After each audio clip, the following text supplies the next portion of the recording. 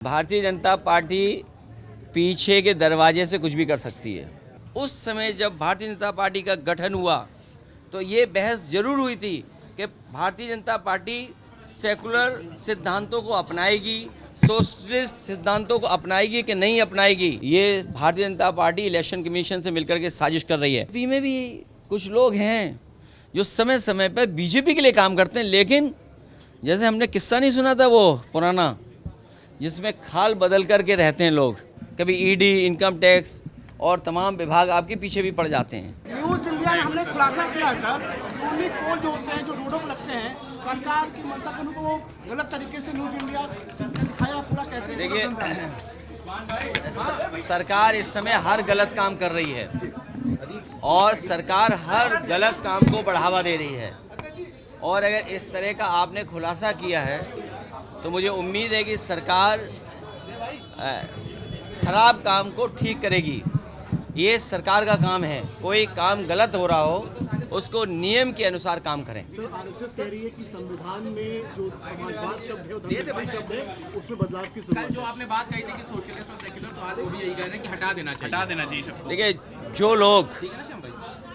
जो लोग आरक्षण के विरोधी हैं और जो लोग संविधान के विरोधी हैं,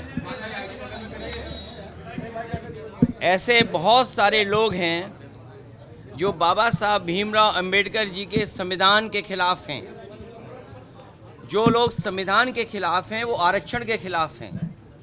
जब वो सीधे सीधे आरक्षण के ख़त्म करने के लिए आरक्षण के खिलाफ नहीं बोल सकते हैं, तब वो सोशलिस्टों की बात कहते हैं कि सोशलिज्म शब्द हटना चाहिए। और जिन लोगों का दिल और दिमाग नफरत से भरा हुआ है, नकारात्मक राजनीति से भरा हुआ है, वो जो बांट करके समाज में दीवार खड़ी कर करके जो राजनीति करना चाहते हैं, जातियों में, धर्म में भेदभाव पैदा कर करके वोट लेना चाहते हैं, वो लोग सेकुलरिज्म और सोशलिज्म के खिलाफ हैं। और मैं आप साथियों से कहना चाहता हूं, और मैं बड़ी जिम्मेदारी के साथ, हो सकता है मैं कहीं गलत हूं, उसको आप ठीक करना। जिस समय भारतीय जनता पार्टी की गठन हो रहा था, भारतीय जनता पार्टी जब बनाई जा रही थी, ये बहस हो रही थी इस बात को लेकर के कि भारतीय जनता पार्टी जब काम करेगी तो क्या वो आरएसएस की विचारधारा, जो कम्युनल विचारधारा है, उस पर चल कर के काम करेगी, और जो छुपी हुई उनकी रणनीति है कैपिटलिस्ट लोगों को बढ़ावा देने की, क्या उस व्यवस्था को, कैपिटलिज्म को और मजबूत करेंगे। उस समय जब भारतीय जनता पार्टी का गठन हुआ तो ये बहस जरूर हुई थी कि भारतीय जनता पार्टी सेकुलर सिद्धांतों को अपनाएगी, सोशलिस्ट सिद्धांतों को अपनाएगी कि नहीं अपनाएगी। उस समय ज़्यादातर भारतीय जनता पार्टी के गठन में शामिल होने वाले और उस समय जिनको राष्ट्रीय अध्यक्ष बनाया, जो प्रस्ताव पास हुआ, वो सेकुलर और सोशलिस्ट भारतीय जनता पार्टी सिद्धांतों को अपनाएगी। अगर भारतीय जनता पार्टी के लोगों ने अपने स्थापना के समय पर जो प्रस्ताव पास किया था और स्थापना के समय पर जो उनके राष्ट्रीय अध्यक्ष थे, जो उन्होंने सेकुलरिज्म और सोशलिज्म अपनाया था, अगर उस चीज़ को भी नहीं समझ पा रहे हैं तो भारतीय जनता पार्टी के लोग नहीं हैं। और इसके साथ साथ जब भारतीय जनता पार्टी का बम्बई में जो अधिवेशन हुआ था, उसका खर्चा सबसे ज़्यादा किसी ने उठाया था, और शायद उठाने वाले का नाम अगर मैं ले दूं या उन लोगों का नाम ले दूं तो भारतीय जनता पार्टी को हिंदू मुस्लिम याद आ जाएगा। इसलिए ये सवाल मैं आपके लिए छोड़ता हूं, आपकी रिसर्च के लिए छोड़ता हूं, और उम्मीद करता हूं कि आप रिसर्च कर करके ये बात ज़रूर बताओगे कि जिस भारतीय जनता पार्टी का गठन हुआ उस समय के उनके राष्ट्रीय अध्यक्ष जो बने, उन्होंने सेकुलर का पक्ष लिया, सोशलिज्म का पक्ष लिया, उन्होंने वो प्रस्ताव पास किया, लेकिन उस सम्मेलन में जो खर्च हुआ, किसने खर्च किया, उसका मैं उम्मीद करता हूं कि आप लोग जरूर बताएंगे। सर, ममता बनर्जी ने आरोप लगाया है इलेक्शन कमीशन ने एक एनेक्सी फॉर्म लेकर आए हैं जिसमें माँ बाप का बच्चों को जो है नाम, डेट ऑफ बर्थ और बर्थ प्रूफ सर्टिफिकेट देना पड़ेगा। वो कह रही क्या ये एनआरसी को बैकडोर एंट्री से ला रही बीजेपी? भारतीय जनता पार्टी पीछे के दरवाजे से कुछ भी कर सकती है, और पीछे ही पीछे किसी से भी हाथ मिला सकती है। जब 18,000 वोट 2019 में जो थे और 2022 में जिनको डिलीट कर दिया गया था, और उसको हम लोगों ने आरोप लगाया था कि भारतीय जनता पार्टी ने उन लोगों के नाम डिलीट कर दिए जिन्होंने 2019 में वोट डाले थे, 2022 में वोट नहीं डाल पाए। उस पर उन्होंने नोटिस दिया था समाजवादी पार्टी को। हम लोगों ने बाकायदा 18,000 एफिडेविट दिए थे ऐसे लोगों के जो 19 में वोट डाले थे, 22 में उनका डिलीट हो गया था वोट। उसका जवाब आज तक नहीं दिया और न किसी आरोप पे कार्रवाई हुई है। और अभी जो लूट हुई थी कुंदरकी में, जहाँ पर सीसीटीवी में सब कैद है कि पुलिस के लोगों ने वर्दी उतार करके प्राइवेट ड्रेस पहन करके वोट डाला। आपका मुजफ्फरनगर में मीरापुर विधानसभा का आप सबके पास वो विजुअल्स हैं जिसमें पुलिस वोट रोक रही है, जाने नहीं दे रही है। और यहाँ तक भारतीय जनता पार्टी की पुलिस ने बंदूक से रोकने का काम किया। मैं उन बहादुर महिलाओं को बधाई देना चाहता हूँ। तो अगर ममता जी कुछ कह रही हैं मुख्यमंत्री, इसका मतलब ये है कि भारतीय जनता पार्टी कोई साजिश षड्यंत्र कर रहे हैं। इसलिए साजिश षड्यंत्र से सावधान रहना पड़ेगा। सोचिए आप, कभी बूथ 1500 वोट के होंगे, फिर बूथ 1200 वोट के होंगे।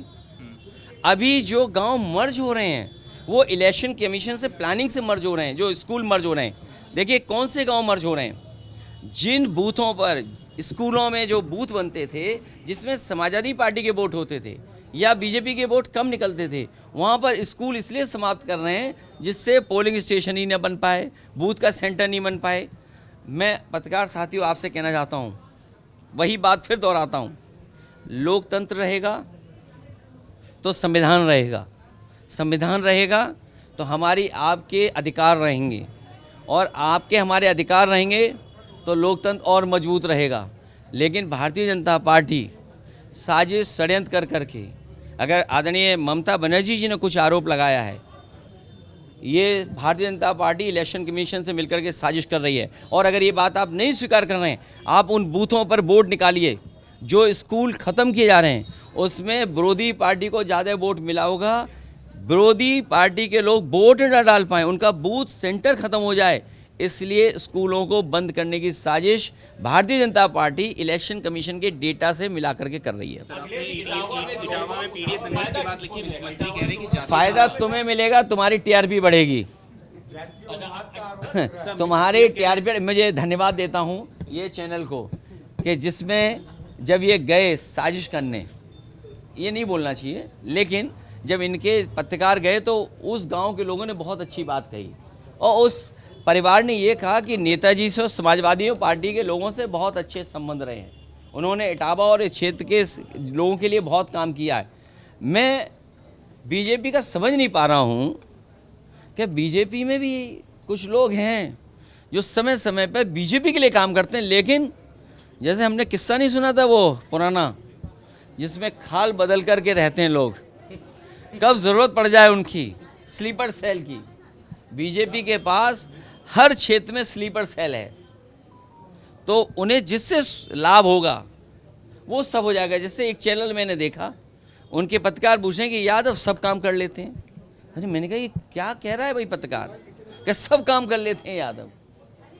सोचिए आप, मतलब इसलिए मैं आपका धन्यवाद देता हूं कि जब आपका साथी गया तो वहाँ के लोगों ने बोला हमारी आपकी सबकी जिम्मेदारी ये है कि अपमान जिसका हो, अपमान नहीं होना चाहिए, चुटिया नहीं कटनी चाहिए, और पेशाब से स्वच्छ नहीं करना चाहिए।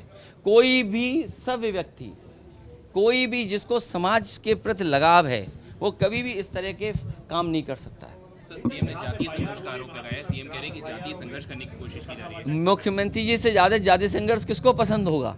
अब आप सोचिए, बुलडोजर के ऊपर बीजेपी का कार्यकर्ता, और बुलडोजर और बीजेपी के कार्यकर्ताओं की सुरक्षा पुलिस कर रही हो, और 2 लीडर अपोजिशन गए हों।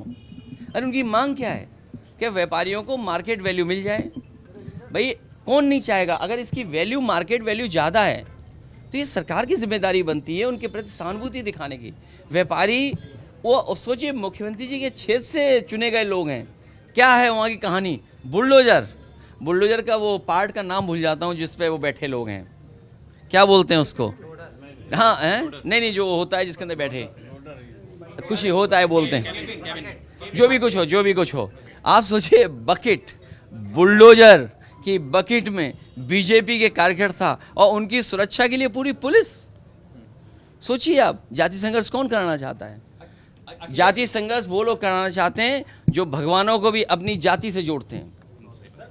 सर, वेस्ट बंगाल कोलकाता के मेडिकल कॉलेज में एक बार फिर से एक रेप हुआ है।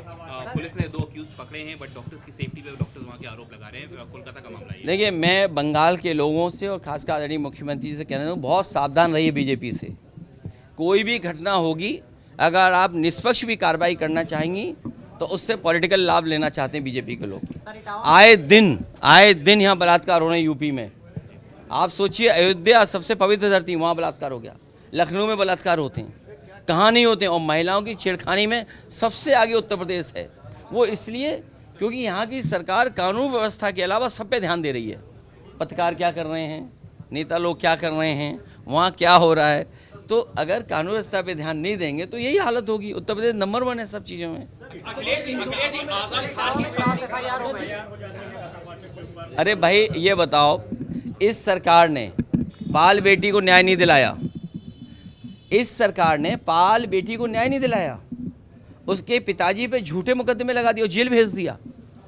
और आप में से कई पत्रकार साथी हैं, वो जानते होंगे कि आप लोगों पे भी झूठे मुकदमे लगते हैं। कभी ईडी, इनकम टैक्स और तमाम विभाग आपके पीछे भी पड़ जाते हैं।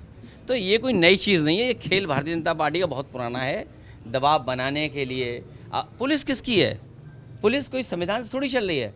पुलिस भारतीय जनता पार्टी का कमल लेके चल रही है। पुलिस संविधान से नहीं चल रही है। पुलिस भारतीय जनता पार्टी का कमल चुनाव चिन्ह लेके चल रही है। अब समझ लो क्या न्याय मिलेगा आपको। और नहीं मानते, अगर आपको एग्जाम्पल देखना है, आप सरकार के खिलाफ खबर चला दो, आपका बजट कट जाएगा। ज़्यादा खिलाफ दिखाओगे एफआईआर दर्ज हो जाएगी, और ज़्यादा दिखाओगे तो पुलिस उठा ले जाएगी, और ज़्यादा दिखाओगे तो कोई ठोक देगा आपको। अफेयर्स मिनिस्टर कांग्रेस को ब्लेम कर रहे हैं, कह रहे हैं कि सिर्फ एक ही परिवार थी जिसने इमरजेंसी लागू करी और पूरे देश को बर्बाद किया। अरे आपने पहला सवाल मुझसे जो पूछा कि भारतीय जनता पार्टी सेकुलरिज्म और सोशलिज्म के खिलाफ क्यों है, उनको पन्ने पलटना चाहिए। मुख्यमंत्री जी तो समझ सकते हैं क्योंकि वो बीजेपी के सदस्य नहीं हैं। देखिए, मुख्यमंत्री जी अगर सोशलिज्म के खिलाफ हैं और सेकुलरिज्म के खिलाफ हैं तो हम एक बार को इसलिए मान सकते हैं क्योंकि बीजेपी के वो सदस्य नहीं रहे। पार्टी के स्थापना के समय पर भारतीय जनता पार्टी के वो सदस्य नहीं थे और ना वो रहना चाहते हैं। वो तो मजबूरी में है क्योंकि उन्हें चुनाव लड़ना है, मुख्यमंत्री बनना है। भाई, आपको सिंबल अगर चाहिए कमल का तो आपको सदस्य होना पड़ेगा। तो मुख्यमंत्री जी भारतीय जनता पार्टी के इसलिए सदस्य हैं क्योंकि उन्हें चुनाव कमल पर लड़ना है, वरना वो भारतीय जनता पार्टी के सदस्य नहीं है। इसलिए मुख्यमंत्री जी की बात तो मैं समझ सकता हूँ कि उन्हें सेकुलरिज्म, सोशलिज्म पढ़ानी, क्योंकि स्थापना के समय पर उन्हें कोई इंटरेस्ट बीजेपी से नहीं था। अखिलेश जी, तज़ीन फातिमा जी ने कहा किसी पर भरोसा नहीं रहेगा, सिर्फ अल्लाह पर भरोसा है। इशारा किसकी? हम आपसे कहते हैं, हमें उनकी बात से सहमत हूँ मैं, क्योंकि उनके साथ जो अन्याय हुआ है, अन्याय जो हुआ, उनके पे झूठे मुकदमे लगाए, वो किससे कहें, हम किससे कहें। तो उन्हें 2 ही 3 जगह से न्याय मिल सकता है। सरकार बदले तो न्याय मिलेगा, कोर्ट मदद करे तो न्याय मिलेगा, कोर्ट से न्याय मिलेगा, और तीसरा भगवान और ऊपर वाले से न्याय मिलेगा। और हम सब हिंदू भी हैं, मुस्लिम भी हैं, हम सब जानते हैं जब अन्याय होता है तो ऊपर वाले की लाठी समय पर पड़ती है।